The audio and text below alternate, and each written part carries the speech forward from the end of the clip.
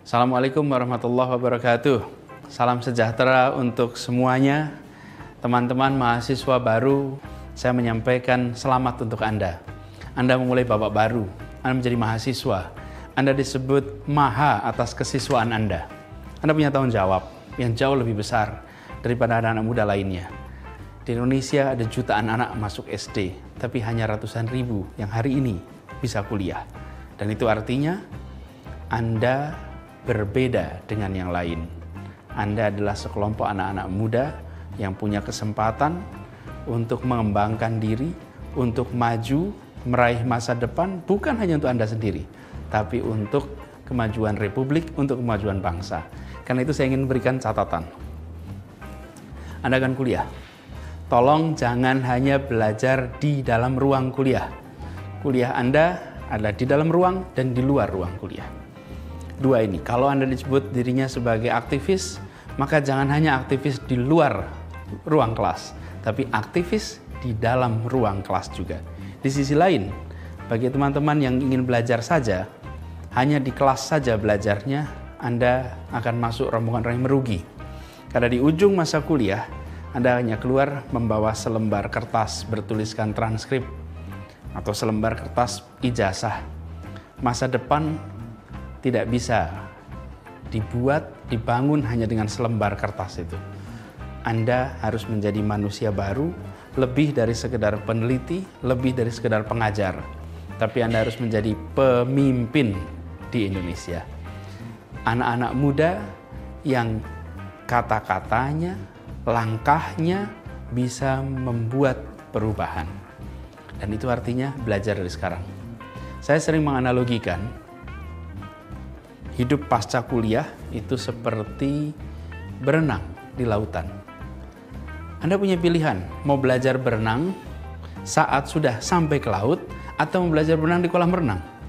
Kalau di kolam renang, kedalamannya terukur, tekanannya terukur, suhunya terukur, arusnya terukur, dan di sana Anda belajar berenang. Atau Anda langsung terjun ke laut dan belajar berenang. Risikonya agak besar belajar berenang di tengah lautan. Kalau Anda belajar berenang di kolam renang, risikonya jauh lebih terkontrol. Karena itu belajar berenang, belajar memimpin, belajar menjadi bagian dari masyarakat ketika saat kuliah. Dan Anda bisa lihat nanti mereka-mereka yang banyak memberikan kontribusi buat masyarakat, mereka yang bisa berpengaruh, mereka yang bisa mendorong kemajuan adalah orang-orang yang pada masa mudanya tidak hanya menghabiskan waktu di dalam ruang kelas, tapi juga di luar ruang kelas. Karena itu jadilah pegiat, jadilah anak-anak yang aktif. Saya sering mengatakan IP yang tinggi akan mengantarkan Anda pada panggilan wawancara. Titik. Tapi kepemimpinan, kemampuan komunikasi, analytical thinking, itu yang akan mengantarkan Anda pada masa depan. Kalau dulu SD ke SMP Anda perlu nilai tinggi, SMP ke SMA Anda perlu nilai juga untuk masuk SMA. Dan sekarang masuk di Sadar, Anda harus juga punya nilai yang tinggi dari SMA. Sesudah Anda lulus kuliah, fase berikutnya Anda butuh lebih dari sekedar nilai. Nilai itu penting, tapi lebih dari itu. Cuman jangan diartikan boleh IP rendah. Kalau IP rendah Anda dipanggil wawancara pun tidak.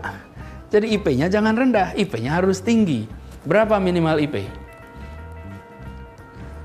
Ada yang nyebut 3, 3,5, 3,25. Bahkan beberapa kali ada yang nyebut nama 4. Ya cobalah sebagai ikhtiar 4 boleh gitu. Tapi kita coba lihat dalam prakteknya, berapa target IP Anda? Usul saya, mumpung Anda masih baru kuliah nih, Anda cek. Kalau daftar beasiswa S2, berapa syarat IP minimalnya? Lalu Anda gunakan itu sebagai target, bahwa IP minimal saya segitu. Hari ini tidak ada yang tanya IP Anda, misalnya saya ditanya, Anies IP-nya dulu berapa? Enggak. Berapa lama saya kuliah? Enggak. Nanti Anda juga begitu. IP lama kuliah itu ditanyakan saat wisuda. Yang kuliahnya cepat, IP-nya tinggi, senyumnya lebih lebar daripada yang tidak. Tapi dalam perjalanan ke depan yang dibutuhkan lebih dari itu. Saya tidak ingin menganggap enteng pelajaran di kuliah. Tidak, sangat penting. Tapi saya ingin Anda punya double track. Track akademik dan track kepemimpinan. Dua-duanya harus imbang. Yang menekankan akademik sudah semua orang. Di kampus-kampus semua orang bicara soal akademik. Tapi saya melihat pentingnya track kepemimpinan. Jadi bangun itu. Mumpung Anda punya kesempatan untuk melakukannya. Lalu Anda buat cita-cita. Anda tuliskan berapa lama Anda mau kuliah. Sesudah itu Anda akan melakukan apa. Dan selama kuliah apa yang akan Anda kerjakan. Jangan jadi mahasiswa yang hanya rumah, kos-kosan, kampusnya hanya ruang kuliah. Jangan lakukan itu. Lalu Anda akan menjadi bagian dari dunia. Mahasiswa hari ini akan hidup seperti saya sekarang adalah mahasiswa 20 tahun yang lalu. Anda akan mengalami era 20 tahun yang akan datang. Bayangkan Indonesia 20 tahun yang akan datang. Jangan bayangkan Indonesia sekarang. Seperti apa potretnya? Apa peran Anda? Bagaimana kondisinya? Hari ini Anda warga Indonesia dan Anda warga dunia. Dan menjadi bagian dari dunia, bahasa internasional. Saya garis bawahi, bahasa internasional, bukan bahasa asing. Karena bahasa asing itu bahasa yang digunakan orang asing. Tapi bahasa internasional adalah bahasa yang digunakan percakapan antar bangsa. Seperti bahasa nasional, bahasa yang digunakan percakapan antar suku bangsa. Kuasai itu, sehingga Anda bisa menjadi bagian dari dunia. Berkomunikasi dengan dunia, menyerap informasi dan menyebarkan informasi. Lalu yang ketiga, kuasai state of the art knowledge. Ilmu pengetahuan yang terdepan. Anda nggak bisa belajar sekarang hanya dengan ilmu-ilmu masa lalu. Kuasai yang terbaru. Dan kemampuan belajar menjadi amat kunci. Bukan kemampuan menguasai sebuah bidang, tapi kemampuan belajar di bidang apapun. Karena sesudah Anda lulus, Anda belum tentu akan mendalami mengerjakan hal yang menjadi fokus Anda ketika masa kuliah. Tapi kemampuan Anda belajar akan membuat Anda menjadi pembelajar terus-menerus. Kalau Anda pembelajar, maka Anda akan punya peluang untuk bisa terus-menerus mengembangkan diri dan meningkatkan kontribusi. Teman-teman semua, mahasiswa baru, Anda sekarang memasuki fase yang benar-benar baru. Karena itu, rencanakan dengan baik.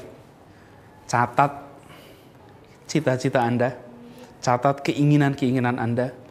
Lalu lihat 4 tahun ke depan, 3,5 tahun ke depan, atau 5 tahun ke depan sebagai masa pengembangan diri. Bukan masa sekedar kuliah, mengembangkan diri. Sesudah itu adalah masa Anda mulai berkontribusi. Siapkan diri Anda dengan baik, kerjakan masa ini dengan sangat optimal. Biarkan Anda menengok masa kuliah Anda dan berkata, untung saya masa kuliah tak hanya berada di ruang kelas. Saya aktif mengembangkan diri. Dan itu insya Allah nanti akan membuat jalan Anda ke depan akan jauh lebih lebar, jauh lebih menantang, dan Anda akan menemukan simpul-simpul baru keberhasilan yang membanggakan. Terima kasih. Assalamualaikum warahmatullahi wabarakatuh.